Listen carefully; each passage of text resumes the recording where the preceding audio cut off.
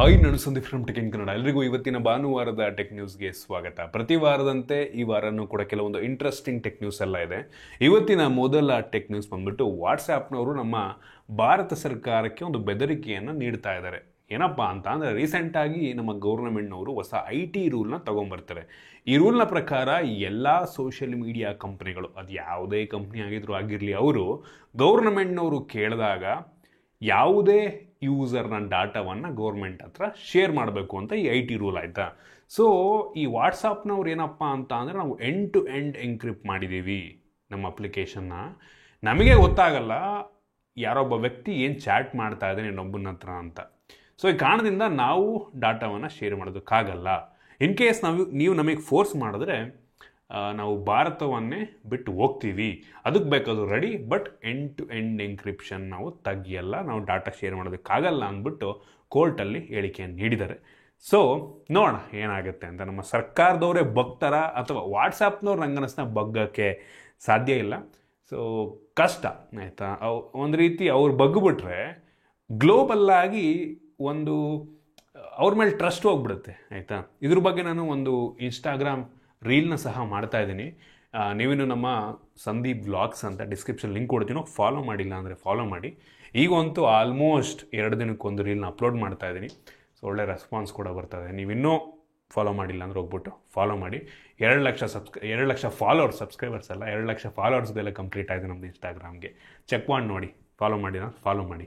ಇನ್ನು ಮುಂದಿನ tech news ಬಂದ್ಬಿಟ್ಟು, ಜಿಯೋ ಇದೀಗ ನಮ್ಮ ಜಗತ್ತಿನ ಅತಿ ದೊಡ್ಡ ಟೆಲಿಕಾಂ ಆಪರೇಟರು. ಈ ಡಾಟಾ ಟ್ರಾಫಿಕ್ನಲ್ಲಿ ಅತಿ ಹೆಚ್ಚು ಡಾಟಾ ಟ್ರಾಫಿಕ್ಕು ಈ ಒಂದು ಜಿಯೋ ನೆಟ್ವರ್ಕಲ್ಲಿದೆ ಅಂತ ಆಯಿತಾ. ಇದಕ್ಕಿಂತ ಮುಂಚೆ ಚೈನಾದು ಒಂದು ಕಂಪ್ನಿ ಇದೆ, ಚೈನಾ ಮೊಬೈಲ್ ಅಂತ ಆ ಕಂಪ್ನಿ ಹೆಸರು, ಸೇಮ್ ಜಿಯೋ ಥರನೇ, ಅಲ್ಲಿ ಟೆಲಿಕಾಂ ಆಪರೇಟ್ರು.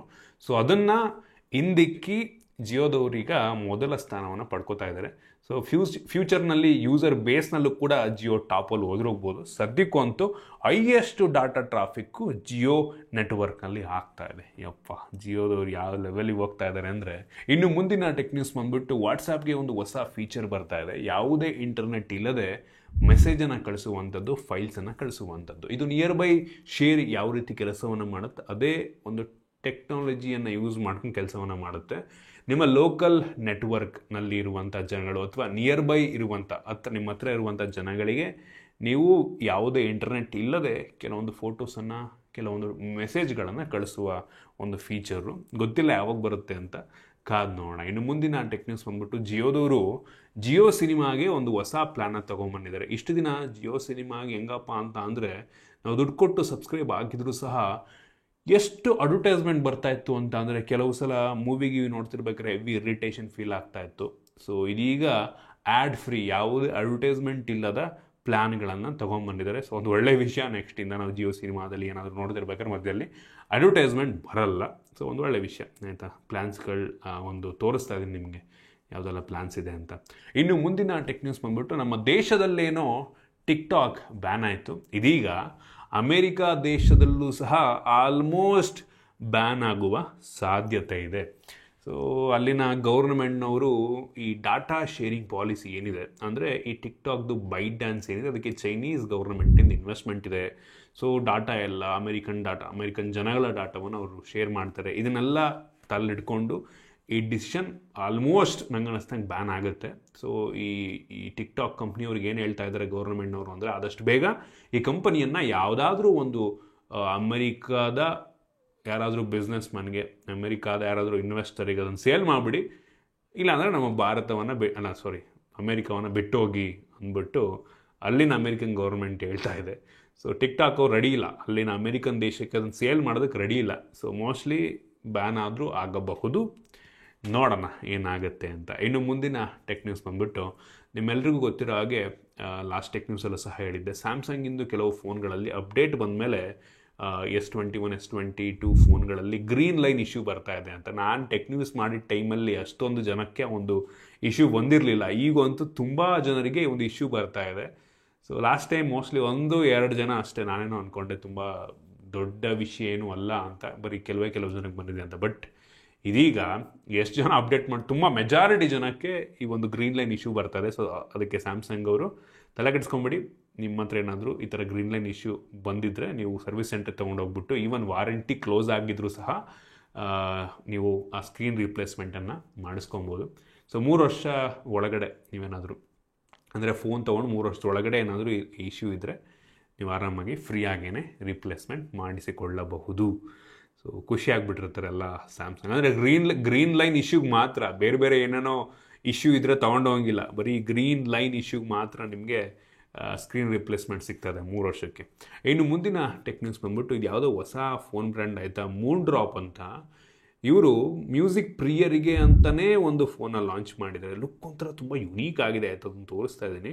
ಇದರಲ್ಲಿ 2 ಹೆಡ್ಫೋನ್ ಜಾಕ್ ಇರುತ್ತೆ ಆಯಿತಾ. ಒಂದು 3.5mm ಇಂದ ಹೆಡ್ಫೋನ್ ಜಾಕ್ ನಾರ್ಮಲ್, ಇನ್ನೊಂದು 4.4mm ಇಂದ ಹೆಡ್ಫೋನ್ ಜಾಕು. ಇದರ ಸ್ಪೆಸಿಫಿಕೇಷನ್ ಅಷ್ಟಕ್ಕಷ್ಟೇ, ಲುಕ್ ಚೆನ್ನಾಗಿದೆ. ಬಟ್ ಆಡಿಯೋ ಪ್ರಿಯರಿಗೆ ಅಂತಲೇ, ಒಳ್ಳೆ ಕ್ರಿಸ್ಟಲ್ ಕ್ಲಿಯರ್ ಆಡಿಯೋ ಬೇಕು ನಿಮಗೆ, ಲಾಸ್ಲೆಸ್ ಆಡಿಯೋ ಬೇಕು ಅಂದರೆ ಅಂಥವರು ಈ ಒಂದು ಮ್ಯೂಸಿಕ್ ಪ್ರಿಯರ್ ಅಥವಾ ಮ್ಯೂಸಿಕ್ ಮೇಲೆ ವರ್ಕ್ ಮಾಡೋರು, ಮ್ಯೂಸಿಕ್ ಡೈರೆಕ್ಟರ್ಗಳು ಮೋಸ್ಟ್ಲಿ ಫೋನ್ ಯೂಸ್ ಮಾಡ್ಬೋದೇನೋ ಆಯಿತಾ. ಹೆವಿ ಎಕ್ಸ್ಪೆನ್ಸಿವು ಏನಿಲ್ಲ, ಒಂದು 40,000 ಏನು ಜಾಸ್ತಿ ಅಲ್ಲ, ಬಟ್ ಸ್ಟಿಲ್ ಅಂದರೆ ಮ್ಯೂಸಿಕ್ ಎಕ್ವಿಪ್ಮೆಂಟ್ಗಳನ್ನೆಲ್ಲ ನೋಡಿಕೊಂಡ್ರೆ 40,000 ಜಾಸ್ತಿ ಅಲ್ಲ. ಬಟ್ ಈ ಸ್ಪೆಸಿಫಿಕೇಷನ್ನಿಗೆ ಬೆಲೆ ಜಾಸ್ತಿ ಅಂತ ಅನ್ನಿಸ್ತು ನನಗೆ. ಯೂನೀಕ್ ಆಗಿದೆ ಒಟ್ಟಿಗೆ ಫೋನ್. ಇನ್ನು ಮುಂದಿನ ಟೆಕ್ ನ್ಯೂಸ್ ಬಂದ್ಬಿಟ್ಟು ನಥಿಂಗ್ ಎಂದು ಸಬ್ ಬ್ರ್ಯಾಂಡ್ CMF ಅಂತ ಒಂದು ಸಬ್ ಬ್ರ್ಯಾಂಡ್ ಇದೆ, ನಿಮ್ಮೆಲ್ಲರಿಗೂ ಗೊತ್ತಿರ್ಬೋದು. ಸೊ ಆ CMF ಬ್ರ್ಯಾಂಡಿಂಗ್ನಲ್ಲಿ ನಥಿಂಗ್ ಅವರೇನೋ ಹೊಸ ಫೋನ್ಗಳನ್ನ ಲಾಂಚ್ ಮಾಡ್ತಾರಂತೆ. ಸೊ ಹೆಂಗಿರುತ್ತೋ ಗೊತ್ತಿಲ್ಲ. ಅದರ ಫಸ್ಟ್ ಲುಕ್ಕು ನಾನು ನಿಮಗೆ ತೋರಿಸ್ತಾ ಇದ್ದೀನಿ. ಈ ಥರ ಇರಬಹುದು CMF ಫೋನ್ ಅಂತ ಹೇಳಲಾಗ್ತಾ ಇದೆ, ಸಿಂಗಲ್ ಕ್ಯಾಮ್ರಾ. ನೋಡೋಣ ಹೆಂಗಿರುತ್ತೆ ಅಂತ. ಬ್ರ್ಯಾಂಡ್ ಗೊತ್ತಿಲ್ಲಪ್ಪ, ಅಂದರೆ ಎಲ್ಲಾದರೂ ಕಾಂಪ್ರಮೈಸ್ ಮಾಡ್ತಾರಾ ಅಥವಾ ಯಾವ ಸೆಗ್ಮೆಂಟಲ್ಲಿ ಲಾಂಚ್ ಮಾಡ್ತಾರೆ ಏನೂ ಗೊತ್ತಿಲ್ಲ, ನೋಡಬೇಕು ಒಟ್ಟಿಗೆ. ಲುಕ್ಕು ಸುಮಾರಾಗಿದೆ. ಇನ್ನು ಮುಂದಿನ ಟೆಕ್ ನ್ಯೂಸ್ ಬಂದ್ಬಿಟ್ಟು ಐಫೋನಿಂದು ಸೇಲ್ ಚೈನಾದಲ್ಲಿ ಹೆವಿ ಡ್ರಾಪ್ ಆಗ್ತಾ ಇದೆಯಂತೆ.